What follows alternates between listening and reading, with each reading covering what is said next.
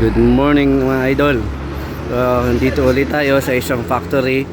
Check naman natin ngayon itong mga halaman na to. Baka matamaan natin. Good morning mga idol. Morning. Eto, meron gine-check tayo ngayon. Ang problema kasi, eto makikita mo yan. Yung buong hilera na yan at doon sa kabila, ganito din ang site condition. Ang problema kasi dito, etong makikita nyo itong wall na to. Ang wall na to, kikibain natin. Magkukonstruct tayo ng bago. Habang ginigiba to, etong mga halaman na nakikita nyo, hanggang doon sa dulo na yan, masisira to. Tingnan mo, halika dito. Tingnan mo to. Kung gaano nakalaki yung Ito idol. Laki na. Yan. Diyan ito nakalaki yung niya, yung puno niya. Ang problema natin ngayon, paano natin to tatanggalin at ma-restore balik pagkatapos ng makonstruct natin yung boundary fence. Ngayon, pasasuggest mga idol kung anong pwedeng strategy na gagawin natin, kasi ang pagkakaalam natin, yung may-ari gusto nilang ibalik to after ma-construct natin yung bagong fence. Napakahirap pa naman. Ito yung situation ng mga kolum mo. Ayan, mga sira-sira na. Ngayon, hindi to pwede nating mag-manual excavation tayo kasi napakahaba yung linear meter ng boundary fence na around 235 linear meter. So ngayon, gagamit tayo ng equipment. Huhukayin natin yan, gagawa natin ng bagong foundation. So itong mga baka masira din to, no? Oo, masira to. Pwede yang may tendency talaga yan.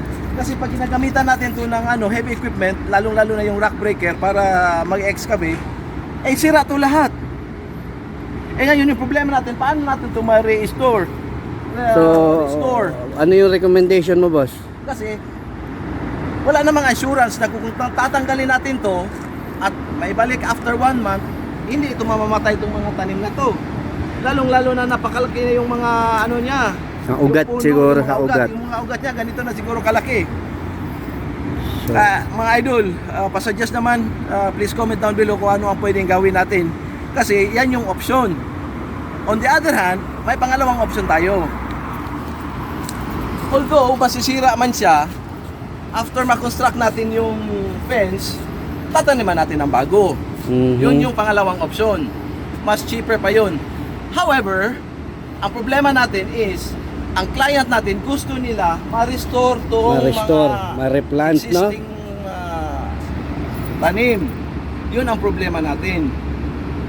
Although, pwede nating i-convince, halika, tingnan mo kung gaano kalaki. Ito, malaki na itong puno, Muhammad, look. Mga ilang taon na kaya yan. Malaki na itong main trunk niya, napakalaki na. Although may nakikita tayong mga strategy, kung paano tumatanggal, gagamitan talaga ng machine. Yung machine na parang anong tawag na doon? Which is hugutin to. Expensive naman. Oo, tama. Napaka-expensive yun. At isa pa, saan to para storage area natin. Oo, wala tayong space para doon. Kaya hindi logical siguro na tatanggalin to at i-restore siya. So yung main suggestion natin is tataniman natin ng bago na ganitong uri ng halaman. Ayan. So bilangin natin kung ilan yan. Siguro kung every 3 meters siya, or every column. Pwede rin every column 4 meter. Ngayon, pupuntahan natin yung isang landscaping expert sa tulong ni Muhammad. Kasi mga Arabic yun, siya ang mag-uusap para sa mga tao nila kung anong suggestion nila. So far, yun yung dalawang options meron tayo. Tapos ngayon, pupuntahan natin yung landscaping experts or landscapers para tanungin natin. Tara, puntahan natin doon. Ahmad, so what do you suggest? We will go check the specialist plans. Okay, check. Alright. Yun ang sampalit. Check. Okay, let's have a look. Let's go.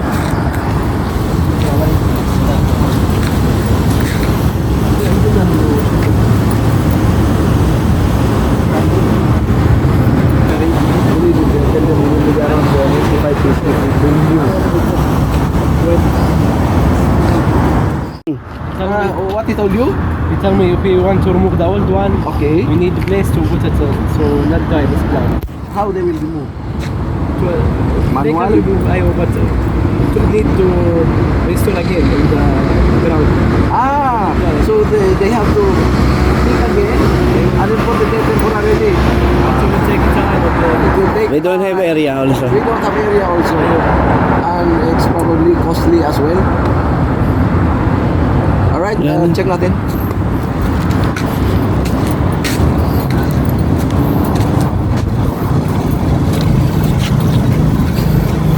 Meron ka? Tingnan mo mga idol, ang dami nilang klase-klaseng mga tanim na maganda siya for landscaping.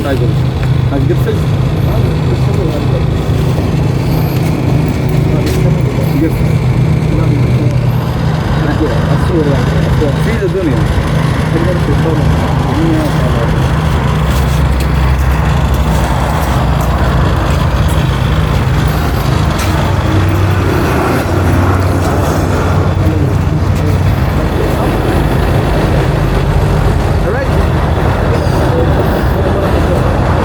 Can we have a look? There is another guy who bring the same the boxer. He bring inside. We will have a look.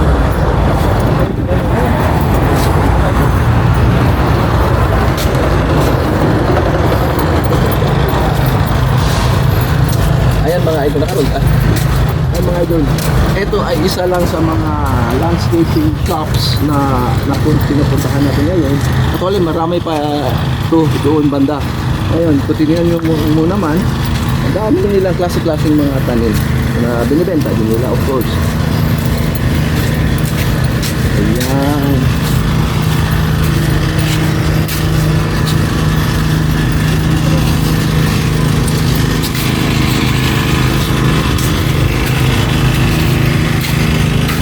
So, ipil. Baka hihiya ata to eh. Ay, hindi nahihiya. Hindi na iya.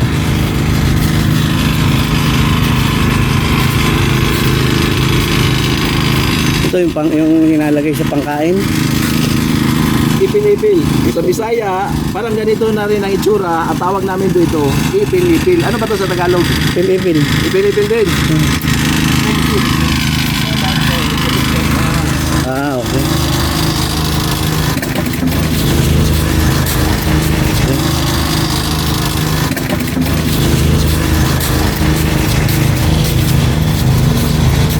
So ito siguro yung pangalawang option natin na gagawin. Tataniman na lang natin ng bago.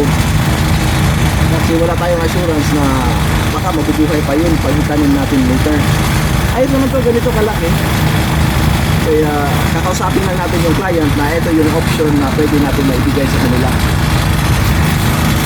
They will plant also. They are the one who will plant.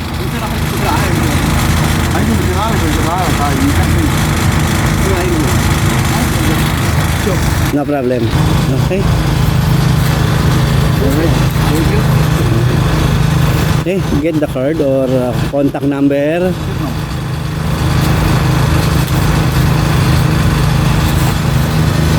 Medyo mainit ngayon mga idol. Tingnan mo. Ayan. Kasi mataas kasi yung humidity ngayon. Yun ay isa sa mga klima dito na naranasan natin dito sa Saudi Arabia. Bukod sa sobrang init yung araw, yung sikat ng araw, Humidity. may mataas pa yung humidity. Alright, Mia. Ah, good. So ayan, pinapawisan talaga tayo pag kahit saglit man lang tayo mapunta sa labas. Pero nasanay na rin tayo sa mga ganong klima.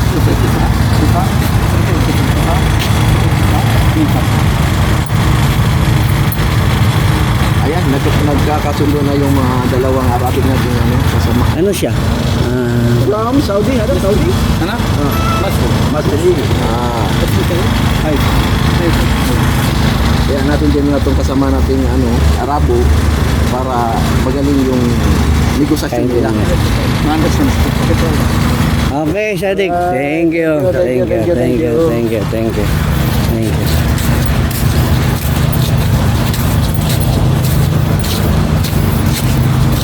Huwag na tayo punta sa iba. Okay na to. Syukran. Syukran.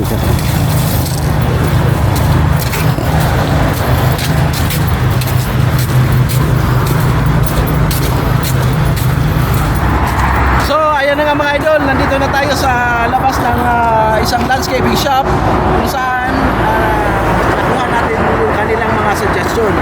So, yun na nga, tataniman na lang daw ng bago. Ayan, ito yung shop nila. Sa what location? Sayhat. Alright. Okay. Kaya mga idol, kung sino yung mga taga Damam Gubar somewhere, kung gusto nyo ng mga tanim-tanim o mga landscaping services, punta na kayo dito. Okay. Alright.